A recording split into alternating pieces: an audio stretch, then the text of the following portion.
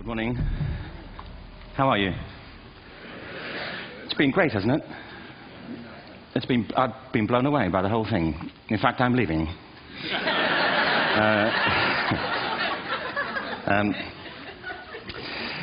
There have been three themes, haven't there, running through the conference, which are relevant to what I want to talk about. One is the extraordinary evidence of human creativity in all of the presentations that we've had and in all the people here.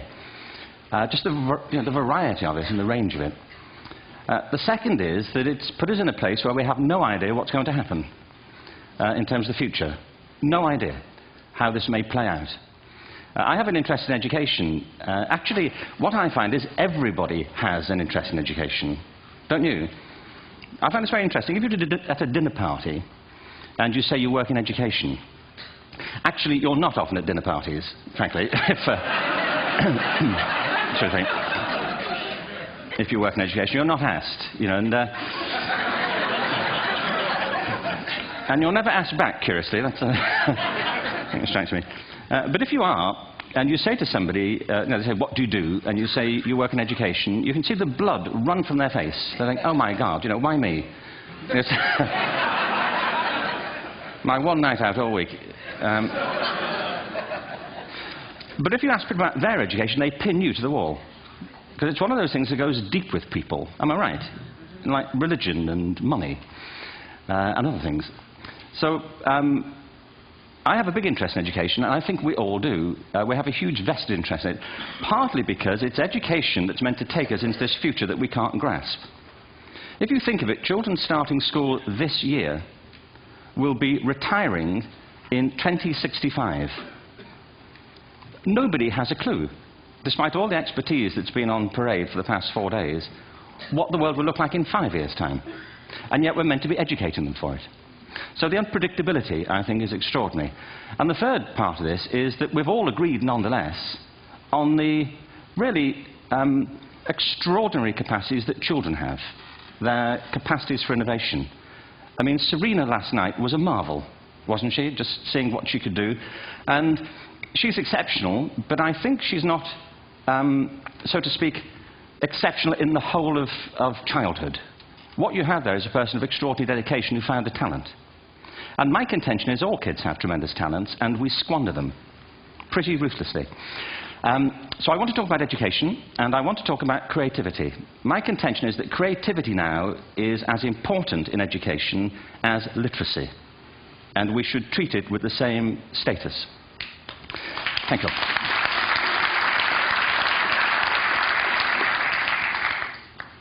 That was it, by the way. Thank you very much. So, 15 minutes left.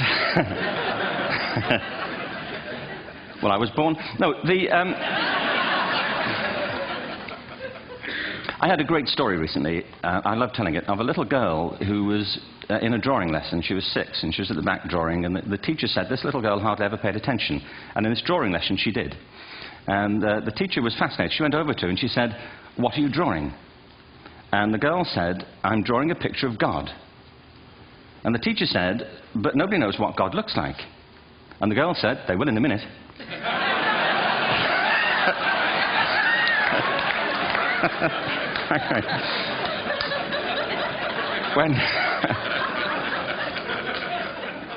When my son was 4 in England, actually he was 4 everywhere, to be honest. I mean, if we're being strict about it, wherever he went, he was 4 that year. But he was in the Nativity play. Do you remember the story? No, it was big. It was a big story. Mel Gibson did the sequel. You may have seen it. I don't know. It was Nativity 2. But James got the part of Joseph, which we were thrilled about. We consider this to be one of the lead parts. We had the place crammed full of agents and T-shirts, you know. James Robinson is Joseph. He didn't have to speak, but do you know the bit where the 3 kings come in? Now, they come in bearing gifts, and they bring gold, frankincense, and myrrh. This really happened. We're sitting there, and they, I think, just went out of sequence. Because we talked to the little boy afterwards and said, you know, are you okay with that? And they said, yeah, why was that wrong? They just switched. I think that was it. Anyway, the 3 boys came in, little 4-year-olds with tea towels on their heads, and they put these boxes down. The first boy said, I bring you gold. And the second boy said, I bring you myrrh. And the third boy said, Frank sent this.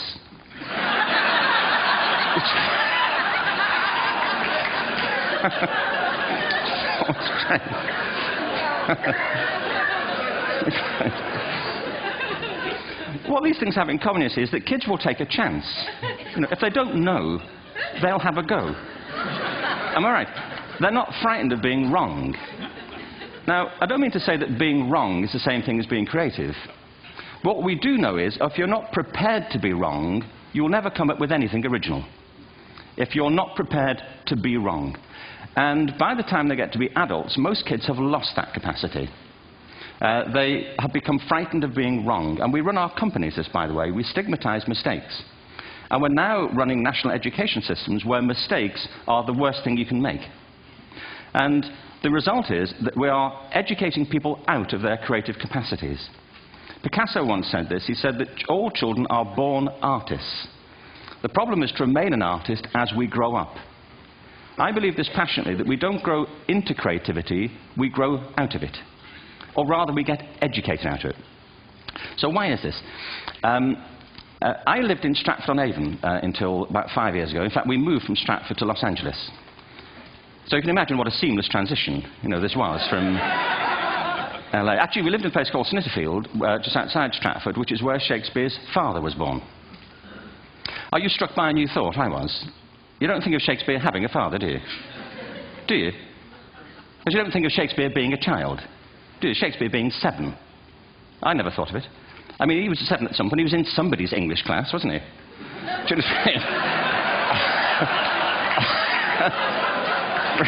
Really? How annoying would that be?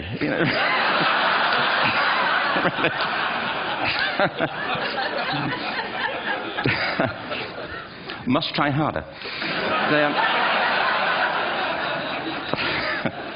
Being sent to bed by his dad to Shakespeare. Go to bed now, to William Shakespeare, and put the pencil down, and stop speaking like that. It's confusing everybody.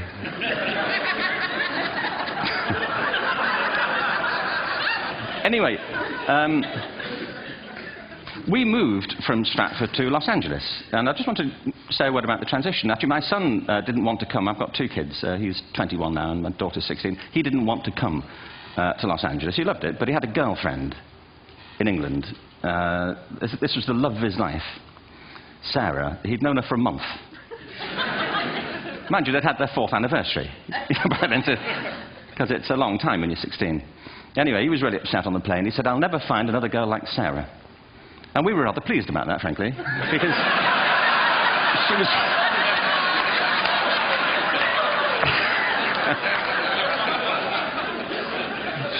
she was the main reason we were leaving the country.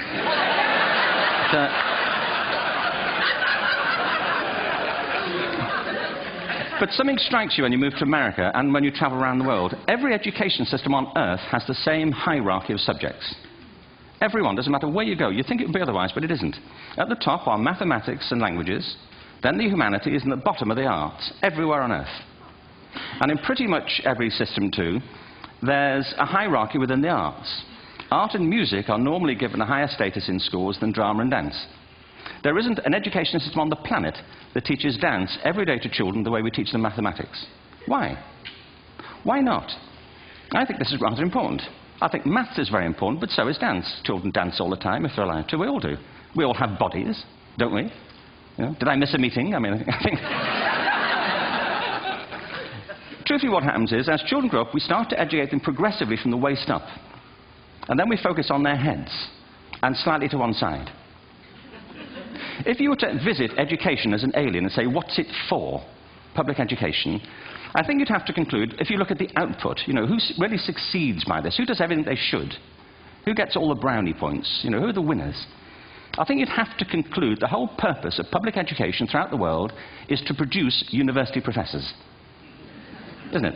They're the people who come out the top. And now, I used to be one. So there. And I like university professors, but, we shouldn't hold them up as the high watermark of all human achievement. They're just a form of life. Another form of life.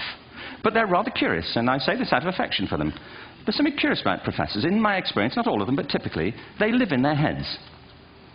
They live up there, and slightly to one side. They're disembodied, in a kind of literal way. They look upon their body as a form of transport for their heads.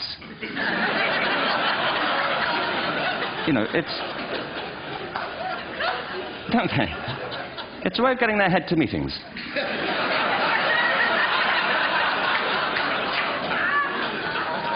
If you want real evidence of out-of-body experiences, by the way, get yourself along to a residential conference for senior academics and pop into the discotheque on the final night.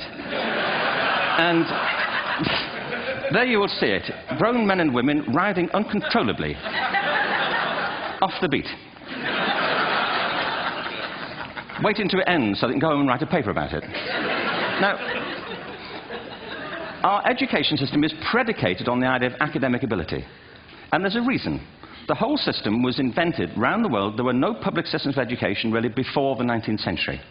They all came into being to meet the needs of industrialism. So the hierarchy is rooted on two ideas. Number one, that the most useful subjects for work are at the top. So you were probably steered benignly away from things at school when you were a kid, things you liked, on the grounds you would never get a job doing that. Is that right? Don't do music, you're not going to be a musician. Don't do art, you won't be an artist. Benign advice. Now, profoundly mistaken. The whole world is engulfed in a revolution.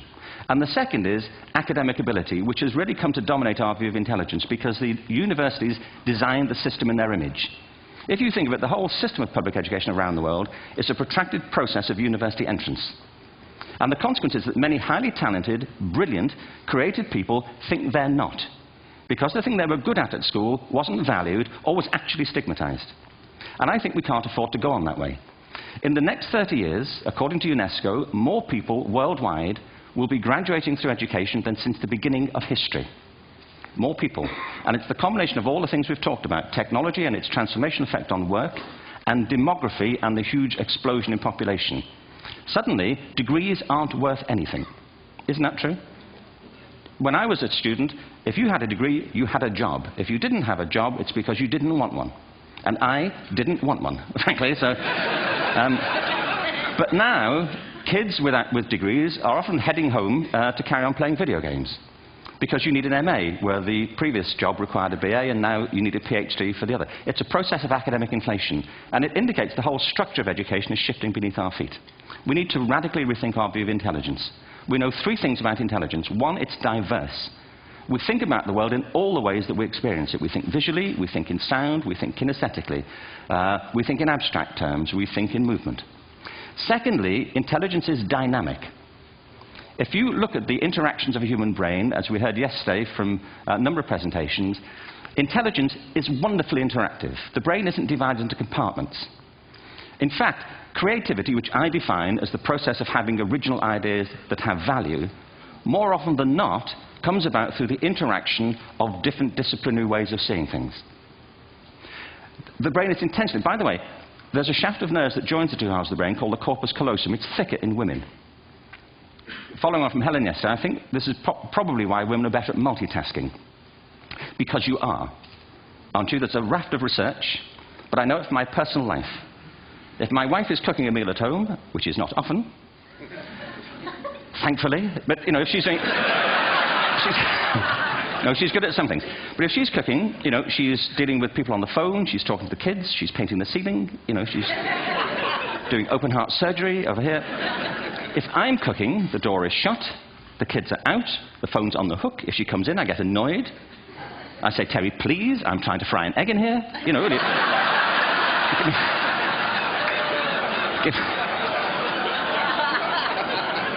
Give me a break. Actually, there was do you know that old philosophical thing? If a tree falls in a forest and nobody hears it, did it happen? Remember that old chestnut? I saw a great T-shirt recently which said, if a man speaks his mind in a forest and no woman hears him, is he still wrong?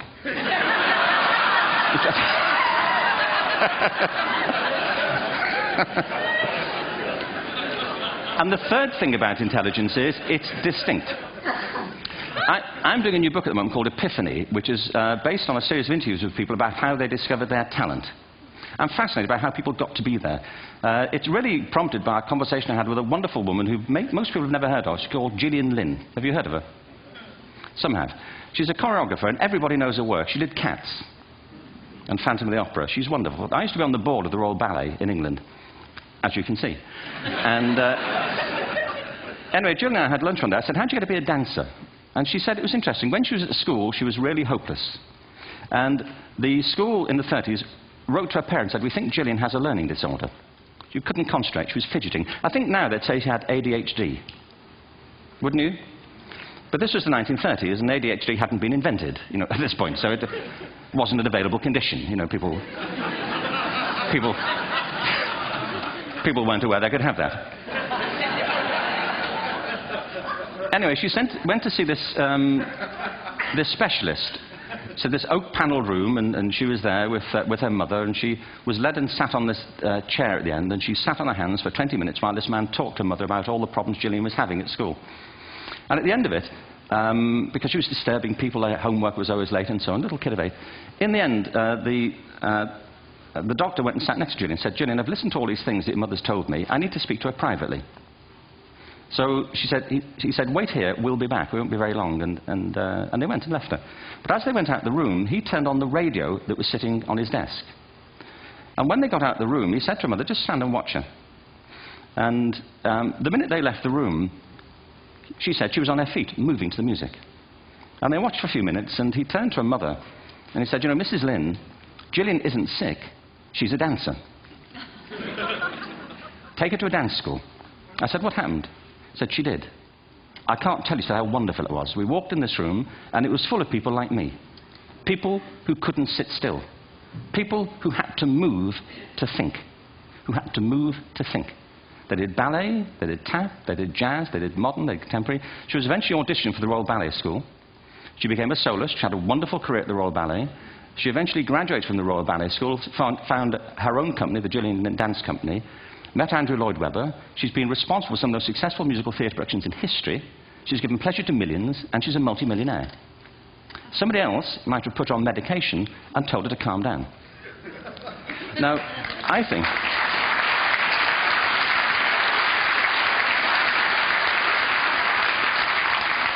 What I think it comes to is this. Al Gore spoke the other night about ecology and the revolution that was triggered by Rachel Carson. I believe our only hope for the future is to adopt a new conception of human ecology, one in which we start to reconstitute our conception of the richness of human capacity. Our education system has mined our minds in the way that we strip mine the earth for a particular commodity, and for the future it won't serve us. We have to rethink the fundamental principles on which we're educating our children. There was a wonderful quote by Jonas Salk, who said, if all the insects were to disappear from the earth, within 50 years, all life on earth would end. If all human beings disappeared from the earth, within 50 years, all forms of life would flourish. And he's right. What TED celebrates is the gift of the human imagination. We have to be careful now that we use this gift wisely and that we avert some of the scenarios that we've talked about. And the only way we'll do it is by seeing our creative capacities for the richness they are and seeing our children for the hope that they are. And our task is to educate their whole being so they can face this future. By the way, we may not see this future, but they will. And our job is to help them make something of it. Thank you very much. Bravo. Hear, hear.